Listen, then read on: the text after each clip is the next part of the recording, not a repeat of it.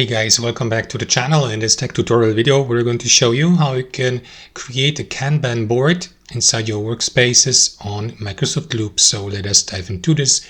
Head over to your workspace on Microsoft Loop. Next, navigate to the page you would like to edit. As you can see, I created a Kanban board view already for this page. So let me do this also for this page here to start all over. So what you want to do here in your page is click into that text field here and enter the command / and then Kanban board. Select it. After that, it will be added to your page. Now you can customize it, like give it a title, my Kanban board 01 or something like that.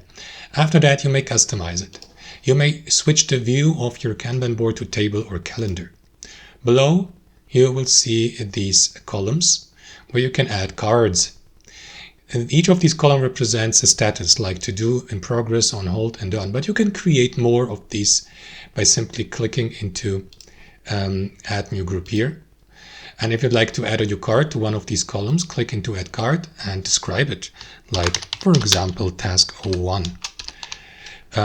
You may assign your workspace members to it, selected start date, and so on and so forth.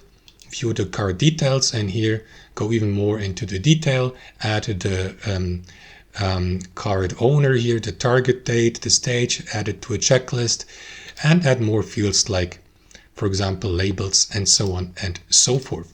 And of course, these cards can be moved from one column to another. For example, if the status has changed, you have completed working on a task, so it's not in progress anymore, but now it is done or under review, depending on how many of these columns you add to your Kanban board.